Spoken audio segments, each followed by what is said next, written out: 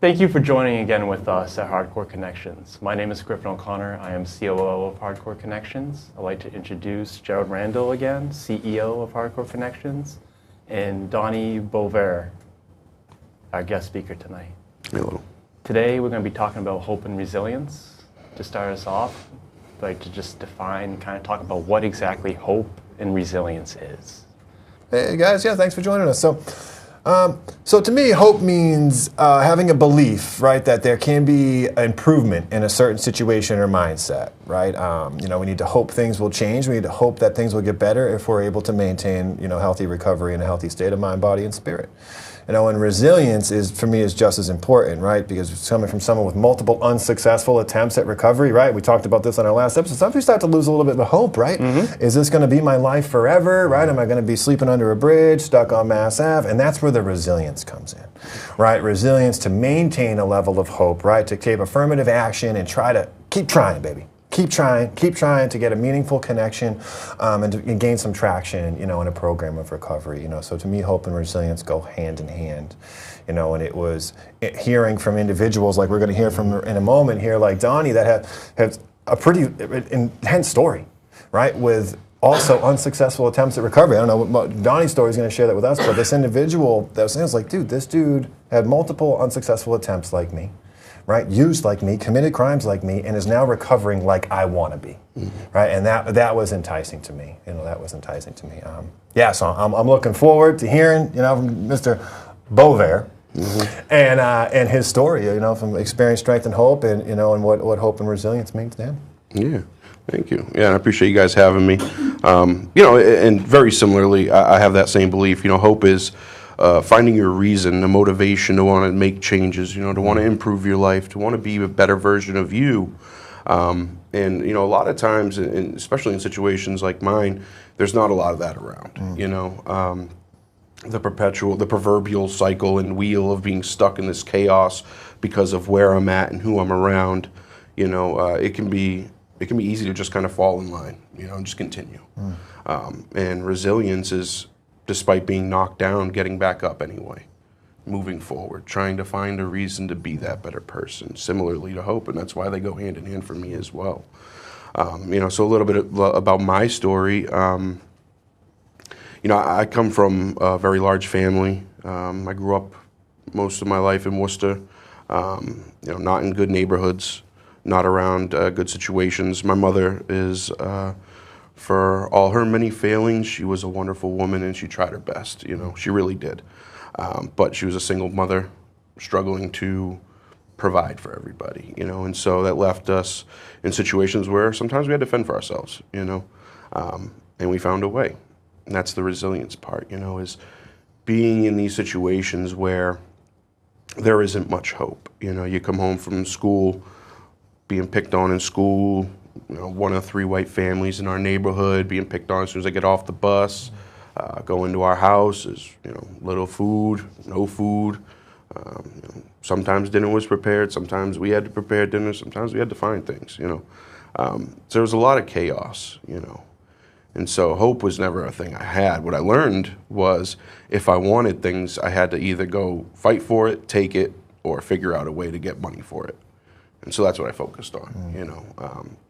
And unfortunately, those things come with negative behaviors. And my mindset was always like, if I'm going to be a bad person, I'm going to be the worst bad person that you know. That way I can't hurt, right? Because I had feelings that I didn't understand. I didn't have a positive male role model. The male role model that I did have was my Uncle Jim. And, he's passed now, so. But he was not a good person. He was my first drink.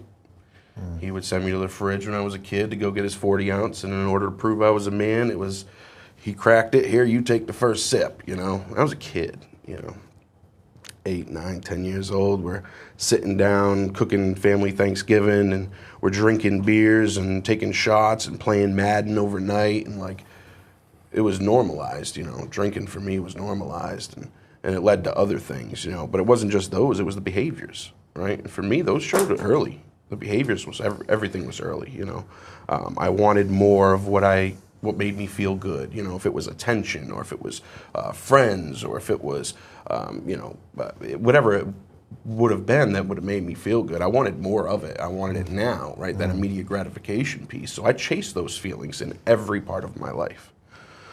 And that led to, you know, early situations with DYS. You know, I ended up in lockup at 14 and in and out of DYS and foster care, you know. And then I got committed to DYS till I was 18. You know, and then shortly after that was jail. I mean, state prison this last time, you know, and hopefully, God willing, that is my last time. But what happened through that journey was slowly I started learning new things about myself. I started learning that, I mean, first of all, like, recovery for me never existed. I didn't know what that was. I only thought rehab was for, like, heroin addicts who got strung out and couldn't work. You know, like, that was what my idea was, and what has always been ingrained in me. Despite my experience with other illicit substances and alcohol and these behaviors, I never went to detox. You know, I never sought help because I didn't know there was help, right? And that's the lack of education, you know, lack of resources around me at the time. So who connected you to those resources? How did you get introduced? So the connection with the resources for me was actually through an institution. So my last stay in jail was in state prison, you know, and I went up to Cedar Junction for classification, and I met a couple people there that were like, you know, kid, you're young. You know, I think I was 22 at the time, 23 at the time. Like, you know, you can change. You can change everything about yourself. You can change your entire life from where you're heading now to where you could be. And all you got to do is put forth some effort, make some real changes, and do positive things. And at the time, it was like, you know, yeah, I appreciate that. You know, it is what it is. When I got to my next stay, I met this woman, and she forever changed my life. Her name's Christine. I won't reveal her last name because she's actually still around in the community, and I do still have interactions with her. But she showed empathy, compassion, things that I'd never felt before, right? She was full of information. She had resources. She had connections to people. She reached out on her own and talked to people on my behalf, you know? And for me, it was like, wow, you know, this is something I hadn't experienced. Somebody who genuinely cares about me for who I am and not what I bring to the table, not what I provide, you know? And so I took everything she offered. You know, she made a suggestion and I took it as a demand. Like, okay, you should go and try this program out. I'm gonna go and try it out. I went and I did it, you know? And so I did a substance abuse unit for about 9 months. I did anger, so it was called the SAVE unit. So it was like a sheriff against violence, kind of like, you know, their anger management type of unit. So you really, like, a lot of self-exploration, a lot of talking about feelings, right? Things that kind of where the root of the problem is. And in doing that, you know, I did this activity where I was like, you had to write a letter to your younger self. And when I did that, it broke me, you know, internally. That's really where I can genuinely say, like, I started to change, right? Because I had this tough exterior. You know, you couldn't look at me a certain way or it would turn into a confrontation immediately. And that was because of my insecurities, right? The things that I had going on internally that I hadn't talked about, hadn't worked on, right? And everything was internalized. This program taught me to, like, talk about it with people. And the more you talk about it with people, the more you realize other people go through similar things, right? And I didn't feel so alone anymore. And that's what really kind of opened my eyes. And so from there, you know, people like me don't typically get parole, but I got parole somehow, you know, and people like me typically aren't accepted in certain halfway houses, but I was, and I ended up at the Anchor House, you know. And I'm grateful for that place because I ended up in a community that cared. You know, I ended up in a community of people who, like, rather than push you away and like tell you figure it out on your own, they give you a hug, you know, ask you how you're doing, ask you how your kids are, ask you how's work, how's life, how do you feel, genuine feelings, you know. And for me, it changed everything. It was a game changer. You know, I needed that. I never had support, and here I was around a whole bunch of people who would support me, you know.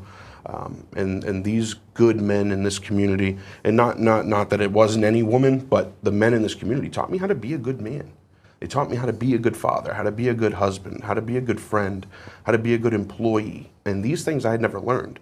I didn't have my father in my life. So, you know, it was kind of like the last, I just celebrated 14 years a few days ago of sobriety. And it's, you know, it's been one of those things where this journey for me, even now, is just saying those words is wild to me, remembering where I was to where I'm at. Just filled with gratitude, you know, because everything that I've been through in life, regardless, you know, the fights, the institutions, the emotional distress and agony and carrying these things, I'm free of those today, you know, and it's because I had people who genuinely sat down and talked with me, cared about it, cared enough about me to have a conversation, you know, and that connection piece is the most important part of this. You know, the disease of addiction is completely isolating, right? And all of the emotions, all of the feelings, all of the behaviors, it emulates that, right? We don't call somebody to talk about how we feel because we feel like it's a burden on them, or we feel like, well, you know, we don't want to share things about ourselves because it, you know, might cause more stress on them, and you know, so we hold off on those things. You know, we don't go to meetings because, oh, maybe I want to stay in tonight. Maybe I'm exhausted from work. You know, we make these excuses for things, and over time, what it becomes is pattern of behavior, right? And so those small decisions turn into bigger decisions, right? Maybe I won't go to work today. Maybe I won't show up for my kid's soccer game. Maybe I'll make these bad decisions that don't seem so bad in the moment, but if you take a step back and look at it, it's a pattern of behavior that's increasing, right? So and for me, like, I know that addiction is progressive. So are my behaviors, right? And if I let them get out of hand, I can go right back to where I was, you know. And to speak to that resilience piece, like, to think of everything that I've been through to this point in my life, to be where I'm at today, it's nothing short of a miracle, you know. I know God works in my life, you know, and I know that I have the things that I have today because of the hard work that I put in, but also, like, the blessing. You know, it's some days I don't feel like I deserve what I have, but I'm grateful that I have it anyway. You know, my daughter runs and jumps into my arms. It's like, it's the best feeling in the world. You know, it's better than any high I've ever experienced, you know. And the behaviors, I'm still working on them, you know. Even to 14 years in sobriety, and I'm still working on negative behaviors. I'm still working on trying to pull myself out and talk with people and share things like this with people, because it's important. You know, it's important to know that we're not alone. You know, there are other people out there experiencing these same things, and if we just open up and share about them, maybe we'll feel okay too. You know, and that's like the biggest piece I want to share is find somebody to connect with. You know, it's so important. It's vital, you know, and hope, you know, I have hope that even still things get better, you know, and I know that they do because they've always just gotten better, you know, and if things are bad for you, find something to hold out for, you know, find something to find hope in. It'll get better, you know, it gets better. Goosebumps, you know, because it gets better. Bro. I love it. You know? Yeah, I wasn't even going to say it this time. It's a beautiful thing. It just gets better. Hold on. Pain ends, baby. It does, man. Hold on, pain ends. That's hope. Right. You know? Powerful, powerful story, Donnie. Yeah, Powerful, amazing. man. Yeah. Right. Recovery's a team sport, right? Talking this the other day, right? Together, everyone achieves more, baby. Yeah. Right. You know, and it's kind of the precedence of this connections. I heard you touch on, you know, connections a few times, and I know that that's paramount in my recovery too, is I believe now, right, and have for a few years, that it was God that put these people into my life that helped make these meaningful connections to keep that hope alive, you know. Like I said, with multiple unsuccessful attempts, and then, God willing, last time in treatment, you know, next month will be 8 years in active recovery, and cats coming in, dude, and you listen a little bit differently, right? You listen a little bit differently, you know, when you have some hope for change, and, you know, you're willing to take some affirmative action, and then, you know, and it's awesome. Like I say it all the time, I love how God works. I saw Jackie this morning at the MORE conference down in New Bedford, but she was my recovery coach, right? This woman was instrumental in my recovery, because my resilience was very ebb and flow in early recovery, as it is for every human being, you know, and isolation, as you touched on, is very much a part of this disease, and I still had unresolved traumas from my experiences, you know, and the culmination of my being up to that point, and it kept me shameful about it, you know, and then, you know, someone else trying to give me that hope shot, like, Jerry, keep doing what you're doing, and you can recover, dude. We can recover from a seemingly hopeless state of mind and body, man. You know, what a beautiful thing, Griff. Beautiful. Well, I'd like to thank you for your story. We're going to take a break now. We're going to come back, and we're going to continue talking about experience, strength, and hope. Thank you. Ever heard these words? I don't understand why you just can't quit. You're not sober if you take methadone. When are you going to stop being a junkie? It's been 10 years, just get over it. Once a felon, always a felon. These words hurt, they shame, they isolate. According to the World Health Organization, stigma is a major cause of discrimination and exclusion, contributing to the abuse of human rights. It often stems from lack of understanding or fear and is fueled by inaccurate or misleading media representations that portray those affected by addiction and mental illness in a negative light.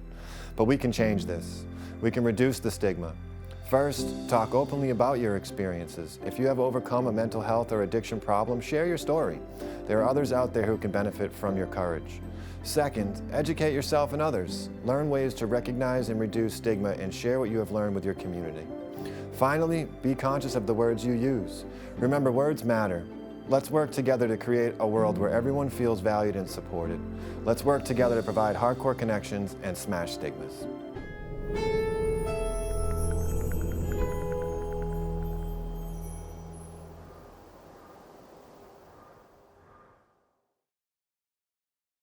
Welcome back. With Jerry and Donald, we're going to come back and we'll continue talking about experience, strength, and hope. I'd like to continue talking about, except from a different perspective this time, from the other end, where you guys have gone through life, had all these experiences, made all these connections, and changed pretty much your being who you are today to become more, better. So how have you been able to, through your experience, share your experience and transition that onto other people to help them develop their own sense of hope and resilience? Okay, that's kind of a two-pronged question, right? So for me, like, I use some of my lived experience, you know, trials, tribulations for recovery, my recovery journey for patient-centered stuff, right?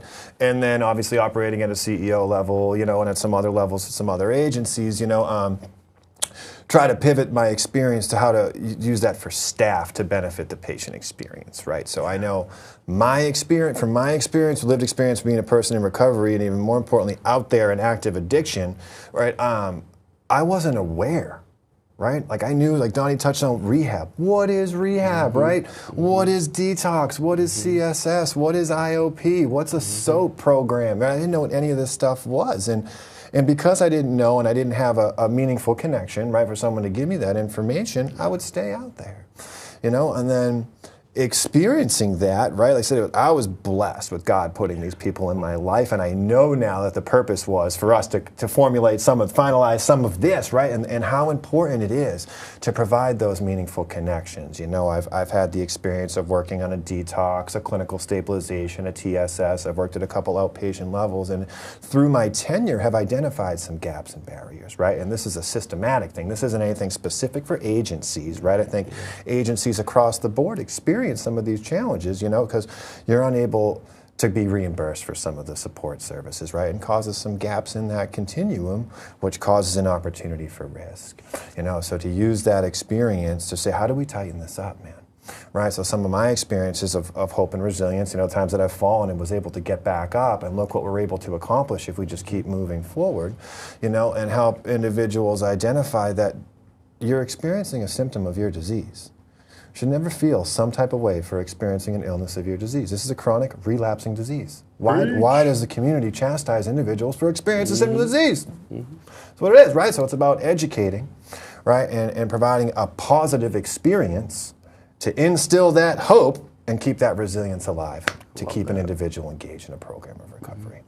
You know, Yeah, experience is a lot, right? We could go back a lot. So we got a lot of experience in this room, from active using, recovery, and working in the field. Working with colleagues, my man Don Boisvert over here. It's so fun to say the right way, Don. Right. For a few years here, and have seen this, right? When we use our experience to try to benefit others, to try to improve an imperfect system. I never say broken system, right? It's imperfect, right? And it's up for individuals to be champions for change, like us, right? And help individuals identify what connections could be beneficial to them. Someone sit down with them and say, oh, you like the Celtics? My man Don likes the Celtics, dude. Why don't you go connect with him? Like, oh, you love cooking? Oh, they run the cooking show up at the Recovery Center. Why don't you get up there on Mondays and, and give some of that education that is applicable to the individual instead of just handing someone a trifold.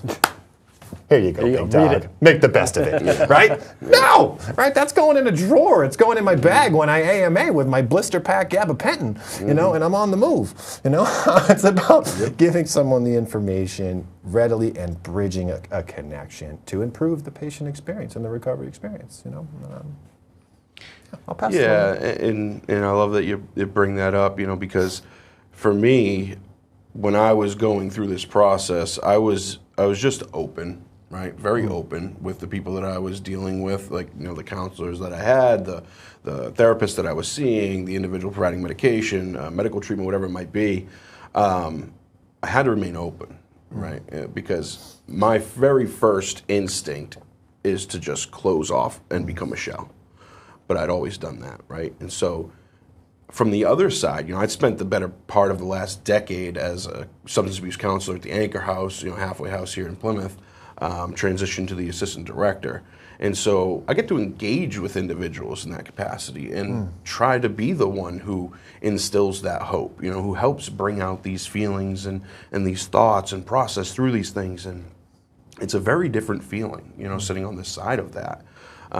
But having that lived experience, right, having gone through this process, having utilized the various resources, specifically in this community, and seeing just kind of where these resources have gone over the years, right, and expanded, it's a beautiful thing, And so now I'm grateful to be in a director position where I'm at, working alongside wonderful people who have, similar motivations, desires, and that's to help.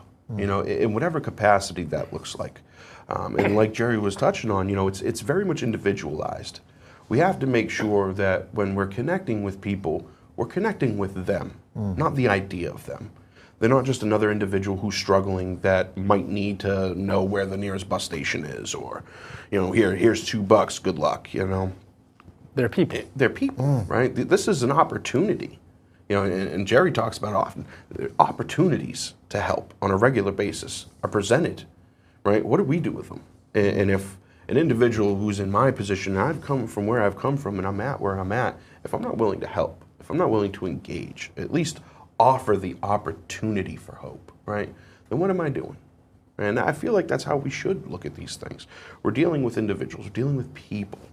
I see a little bit of myself in these people, and it's like we have to be able to find that healthy balance of being the counselor, the clinician, the therapist, the doctor, the person who's helping, but also understanding that, like, this person needs compassion, they need empathy, they need that little bit of boost so that they can find that hope, because they're still very much looking for it. And resilience in that is like, I don't know. When I was going through this process, I couldn't see it, right? I couldn't see the changes that was happening. It just kind of happened over time, right? Being on this side of it, man, how blessed are we to get to see the change in people. Man. So cool. Right? To see that light come on, like, oh man, there's a better way to do this. I don't have to do these behaviors. I don't have to steal to eat. I don't have to rob a store to pay my bills. I don't have to take something to feel good, right? I can be who I am, authentically me, connecting with other people, trying to do the same thing, and we can get better, right? That's the beautiful thing about this, right? It's all about connection, right? When we're butting heads, we're not making progress, right? When we connect with each other, We make some real progress, right? And that's what I love about this field. It's like I get the opportunity, and I say it all the time, I'm so blessed to be where I'm at today. It's absolutely ridiculous. I think back of where I was and where I'm at, and it gets me very emotional because it's such a journey, right? Everybody can be like that, right? Everybody can have that, right?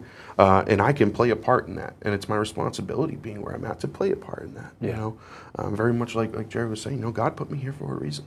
I'm where I'm at for a reason, and I have the ability to help. I love helping people, right? And this community has shown me that resilience. It's not just a me thing; it's very much a we thing, right? You can lean on people when you're not feeling strong, and guess what? It's okay, right? It's okay to not be strong all the time. It's okay to not always be happy. It's okay that sometimes things in life happen. What do you do when it happens? Who do you talk to? Who do you reach out to? Right? What are your hobbies? What are things that you can do to take yourself out of those feelings and thoughts and move toward making those changes, right? And that's that connection piece.